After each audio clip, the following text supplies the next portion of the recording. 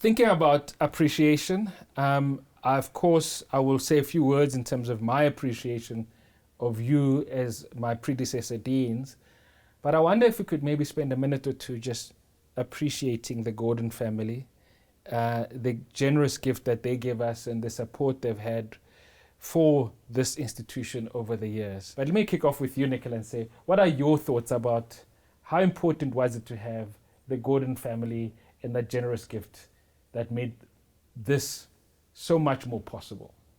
It was instrumental. I mean, we went from the Graduate Institute of Business Science to the Gordan Institute of Business Science. It's a critical part of our founding identity. Donald Gordan, who I never had the privilege to engage with like Nick did, I mean, was a remarkable man. So it's a critical part of who we are and that legacy and our foundation. If they hadn't have given this, I don't think that we could have accelerated. I don't think that we could be where we are today. I have no doubt with Nick's vision that the school would have started, but this was a phenomenal leg up that really meant a huge amount to our progress and our destiny. Nicola's right. That capital, which was a portion of the total investment, made the critical difference in the areas you would never have got out of university. It gave us the freedom to do things that just would not be done in the university. And it was a magnificent donation.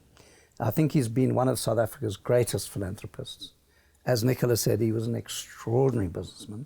The Financial Mail voted him the businessman of the century. He was an incredibly tough guy.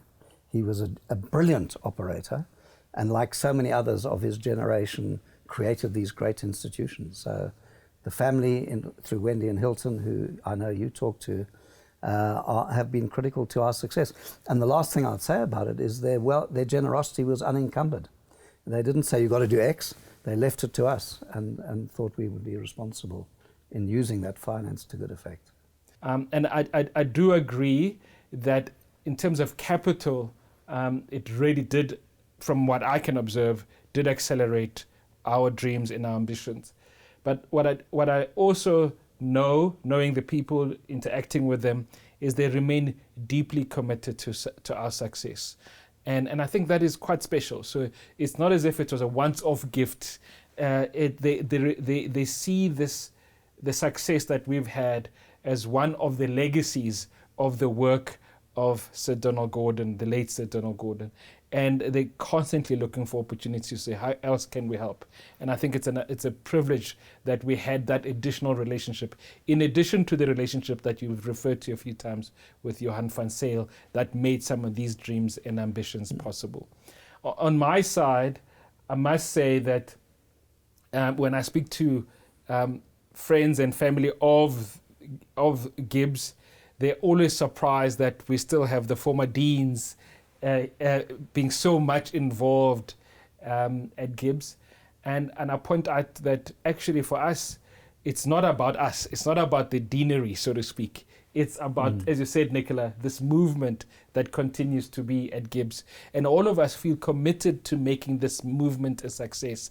And so we might do things differently from time to time, but we're not fooled about the success that we want to see from this movement. And we're not fooled about the contribution that this movement makes to the country and increasingly to the continent. So Morris, we've been talking about 25 years, which has gone by in the blink of the Buddha's eye. It seems like yesterday Nicola was packing boxes and we were starting out. 25 years is a long time in one way, a short time in another. What's in your mind about the next time ahead? And what do you think this place might be like in 10 or 15 or even 25 years from now? My colleagues and I, our view is that the biggest challenge we are facing as a country, as a continent, is the increasing divide, the inequality between Africa and the rest of the world when it comes particularly to engaging in the world of technology, competing in a world of technology. And we cannot rely on the fact that our education system is not producing sufficient leaders who understand, who are aware of this challenge. So we're going to take that up as an opportunity to say, we're going to double down on ensuring that our leaders are not just good at talking a good story, but they're very good at doing a good story. So in other words, we want to make sure that our graduates, our executives are able to compete with the best in the world on skills and capabilities of the future, not just skills and capabilities of the past. I want to honor Bran Pretorius, who says we must be very careful not to be sucked into people that have got very good ideas, but who are not very good at implementing those ideas. So the next 25 years, we are going to have leaders who continue to be amongst the best in the world coming out of GIBS. And that is our focus. And so we're investing a lot more in getting scientists to come through and work here, getting a lot more in getting political scientists to come and work here. We're going to invest a lot more in getting anthropologists to work here. So in other words, shaping the academic intellectual capital so that when we are teaching business, it is a lot more advanced in the science of business and less in the art of business.